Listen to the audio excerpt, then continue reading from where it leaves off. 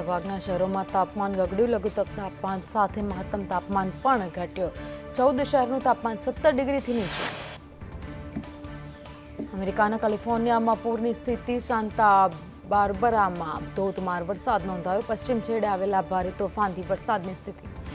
ભારતીયો H-1B visa renew કરવા માટે સ્વદેશ આવવું નહીં પડે. અમેરિકાએ ડોમેસ્ટિક રિન્યુઅલનો પાયલટ પ્રોજેક્ટ શરૂ કર્યો. આજે ઇન્ડિયા ગઠબંધનના દેશવ્યાપી ધરણા. 143 સાંસદોના સસ્પેન્શન મુદ્દે દિલ્હીના જંતર મંતર ખાતે ધરણા.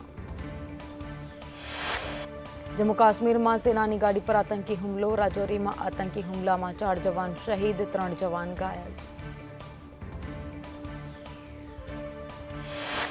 દેશનો સૌથી મોટો અષ્ટધાતુનો ઘંટ ઈટામાં તૈયાર. 2100 કિલોનો ઘંટ 6 ફૂટ ઊંચો અને 5 ફૂટ પહોળો.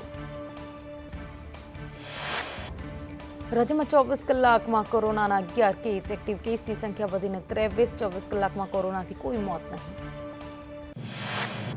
ગુજરાત બાર એસોસિએશનનો ચૂંટણી જંગ. ગુજરાત હાઈકોર્ટમાં 200થી વધુ બાર એસોસિએશનની ચૂંટણી યોજાશે.